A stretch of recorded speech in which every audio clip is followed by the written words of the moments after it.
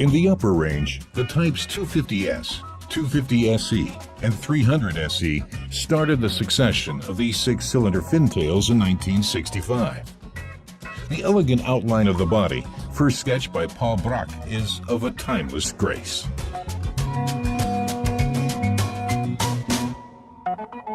Starting in March 1966, the 300 SEL supplemented the range. In contrast to its origin, the wheelbase is 100 millimeters longer, which benefited the footwell in the rear. Just like its fintail predecessor with the same designation, the 300 SEL was manufactured with pneumatic shock absorption. Internally, the types with conventional suspension were subsumed under Series W108, while the air-suspended 300 SEL was assigned to an independent series called W109. In the beginning of 1968, the 250 SE and 300 SE were terminated. Launched in their stead, the 280S and 280 SE wore a new look and had more powerful engines.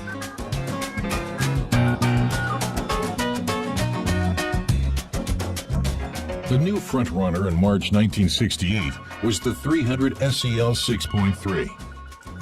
With a V8 engine and the automatic transmission of a 600, it was endowed with the performance potential of a high-quality sports car. The 6.3 was only distinguishable from the outside by its wider tires and halogen double headlights with auxiliary brights. The 300 SEL 6.3 found its customers and was built 6,526 times, although it cost over 10,000 marks more than the 280 SE. The climax of the range followed in autumn of 1969 with the 300 SEL 3.5 that had an output of 200 horsepower, generated by a newly constructed 3.5-liter V8 engine. Production of ranges W108 and 109 ceased in September of 1972 after achieving a joint total of 330,000 units. Successors were the models of range 116, designated S-Class.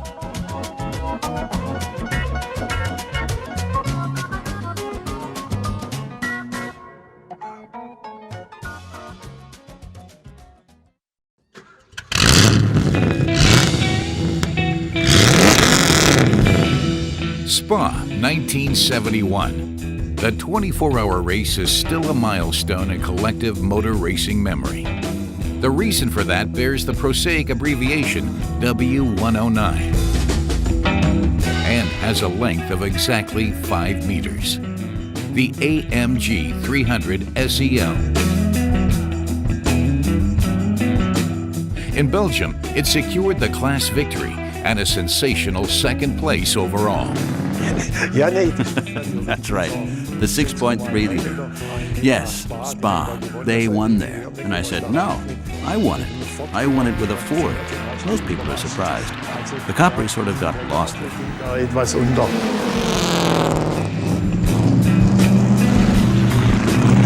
Dahinter aber, und das war die große Überraschung, hielt sich erstaunlich gut der nahezu 400 PS starke und 1,7 Tonnen schwere Mercedes 300 SEL.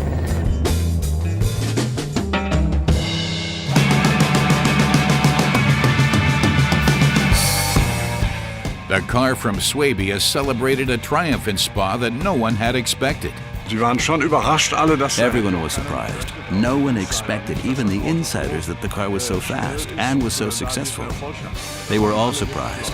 Not only the spectators and the media, but also the insiders. But its driver Hans Heyer only contracted mere hours before the race, and Clemens Schickentanz trusted their unusual piece of sports equipment. When even the Daily News did a piece about it after the race, AMG and Mercedes-Benz were on everyone's lips. It was the initial spark for AMG's success. For many, this victory came out of nowhere, and from that moment on, everything changed.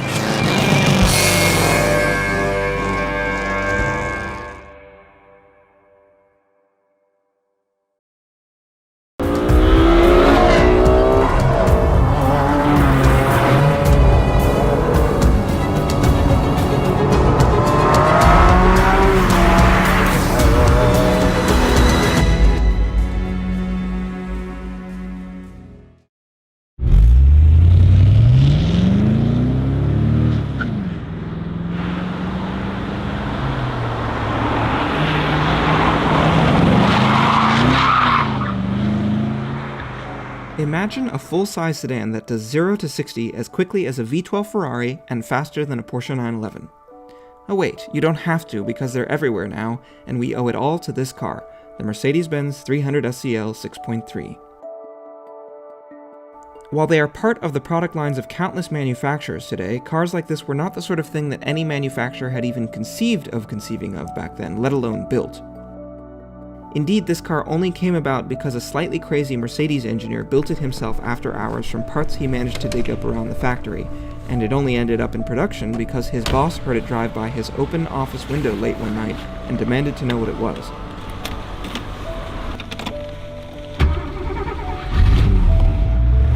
And although it was an S-Class Mercedes, they then took it racing, and it ended up being surprisingly good at that too. This car almost didn't happen. In fact, the member of the Daimler-Benz board responsible for sales said that the car was too dangerous to sell to the public, and that perhaps 50 examples could be built if they went ahead.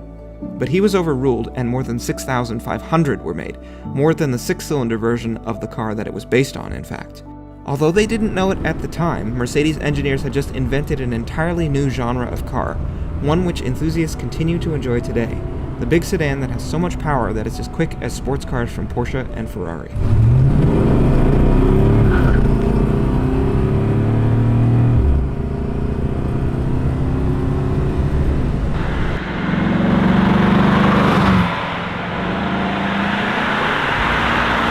This extraordinary achievement, perhaps more than any other, sums up the 6.3. Trying to explain what made the 6.3 they tested in 1968 so special, Road and Track simply said that whatever it is asked to do, it does better than almost any other car. That was true in 1968, but how about today? The short answer is that it's still very impressive. Because of all this competence and engineering, the car feels much newer than it is when it's on the move. The centerpiece of the driving experience is of course the engine. It's smooth and refined compared to an American V8 of the same era, although when you dip into the throttle, or heaven forbid stand on it, the car surges or explodes forward in a way that is downright brutal. This impression is enhanced by the transmission, which shifts in a way that's so firm that it made me laugh the first time I experienced it. It feels solid and well made. It also feels like getting rear-ended by a freight train. By default, the car starts in second gear, which dulls the off-the-line acceleration, but if you command a downshift to first with either swift throttle application or the gear lever, the car will wallop you with noise and torque, chirp the tires into second, and again into third. The absurdity of doing this in such a dignified, well-made, and classically styled sedan is addictive and hilarious. When this car was built, Mercedes habitually shunned excess. They were not inclined towards frivolity or drama, making it the last place you'd expect a bonkers super sedan to be invented.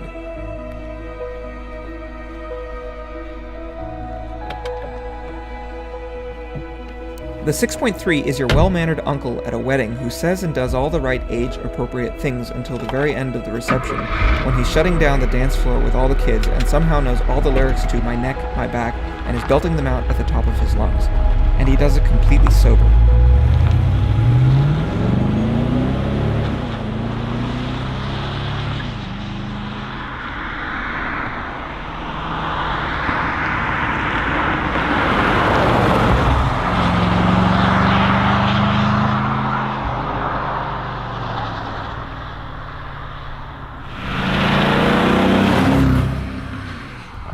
The aspects of the driving experience that most dated are primarily aesthetic. The interior feels positively Baroque by modern standards. The visibility is outstanding with a low beltline and slim pillars. The large, thin-rimmed steering wheel reinforces this vintage impression as well, and it sets the expectation that the steering will be vague and the ratio slow, but the opposite is true.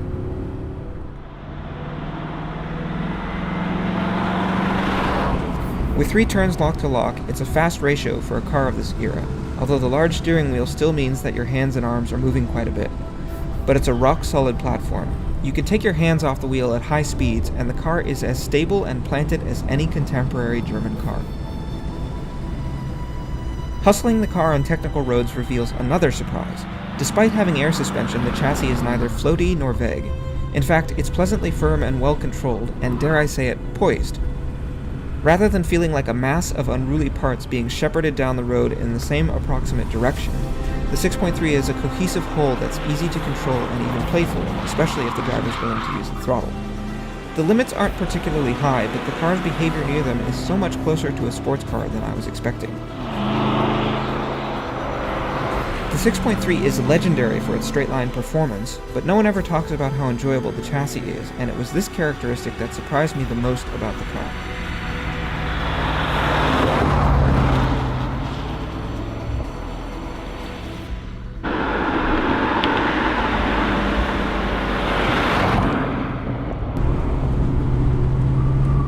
It's also the perfect embodiment of what makes this car so extraordinary. It's incredibly complete and well-rendered. Because the 6.3 did such a good job of defining the model for the high-performance sedan, it doesn't feel that foreign today.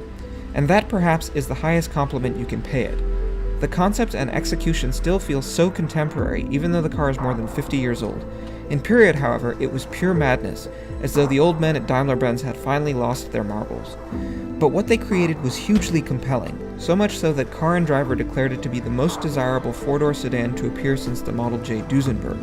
High praise, to be sure, but what it highlights is that the 6.3 was so far away from any other car around it that the journalists evaluating it had to look decades into the past in order to find something that even approached its magic.